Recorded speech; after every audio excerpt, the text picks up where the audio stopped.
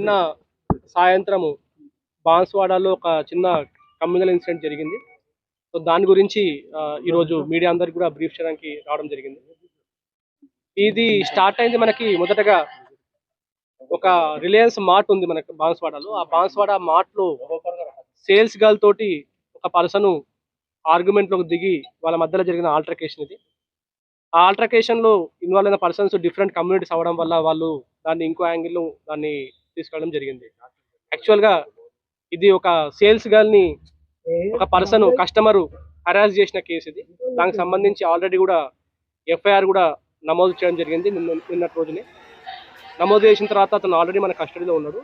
అతని పైన ఎటువంటి legal action as per law మనం తీసుకుంటాం. ఈ ఇన్సిడెంట్ జరిగిన తర్వాత ఇమీడియట్గా పోలీస్ అక్కడ రష్ అయ్యి ఆ పర్సన్ని అదుపులోకి తీసుకొని అతన్ని కొట్టిన వ్యక్తులను కూడా అదుపులోకి తీసుకున్నారు.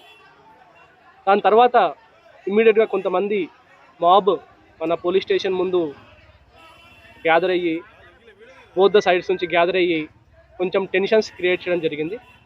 అండ్ అందులో కొంతమంది యాంటీ సోషల్ ఎలిమెంట్స్ ఉండి వాళ్ళు స్టోన్ పెల్టింగ్ చేయడం జరిగింది. ఈ స్టోన్ పెల్టింగ్లో మా కానిస్టేబుల్కి కూడా బ్లీడింగ్ ఇంజరీ అయ్యింది. ఆల్రెడీ అతను ఇప్పుడు ట్రీట్మెంట్ తీసుకొని రెస్ట్లో ఉన్నాడు. ఇప్పుడు అతను కంప్లైంట్ ఇవ్వడం జరిగింది. అండ్ సీసీ కెమెరాస్ ఆధారంగా ఆ స్టోన్ పెల్టింగ్ చేసిన వాళ్ళలో 42 మందిని మేము ఐడెంటిఫై చేసినాము. వాళ్ళ మీద కూడా సివియర్ సెక్షన్ తోటి కేసులు నమోదు చేస్తున్నాం. ఇది కాకుండా కొంతమంది నిన్న రాత్రి ఒక టెన్షన్స్ వాతావరణం క్రియేట్ చేసే ప్రయత్నం చేసినారు. వాళ్ళందరికీ కూడా స్ట్రాంగ్ వార్నింగ్ ఇస్తున్నాం పోలీస్ సైడ్ నుంచి. Very very strong cases register చేయబడతాయి. ఎవరైనా సరే కమ్యూనల్ హార్మోనీ కానీ లేకపోతే బాన్స్వాడలో కానీ లేకపోతే ఇంకేదో ప్లేస్లో కానీ ఇదేమన్నా మతానికి సంబంధించిన డిస్టర్బెన్సెస్ క్రియేట్ చేయడమో లేకపోతే ఇంకేదైనా సరే డిస్టర్బెన్సెస్ క్రియేట్ చేసే ప్రయత్నం చేస్తే మాత్రం వెరీ స్ట్రాంగ్ యాక్షన్ తీసుకుంటాం. అండ్ జనరల్ పబ్లిక్ చెప్తా ఉన్నాము, ఈ టెన్షన్స్కి దానికి కూడా ఎటువంటి మీరు ఇబ్బంది పడరాదు. కొంతమంది ఏదో బాన్స్వాడ బంద్ అని కూడా కాల్ ఇవ్వడం జరిగింది. దాని గురించి కూడా ఎవరైనా సరే ఫోర్స్ఫుల్గా షాప్స్ని కానీ ఎస్టాబ్లిష్మెంట్స్ని కానీ బంద్ చేసే ప్రయత్నం చేస్తే ఇమ్మీడియట్గా వాళ్ళ మీద యాక్షన్ తీసుకుంటాం. అలాంటి వాళ్ళు కొంతమందిని కూడా ఎర్లీ మార్నింగ్ అవర్స్లో పెట్రోలింగ్ పార్టీస్ వాళ్ళు అదుపులోకి తీసుకోవడం జరిగింది. ఇది కాకుండా సోషల్ మీడియాలో కూడా కొంతమంది ఈ ప్రొవోక్ చేసే ప్రయత్నం చేస్తూ ఉన్నారు. మనకు ఒక 2 ప్లేసెస్లో మనకి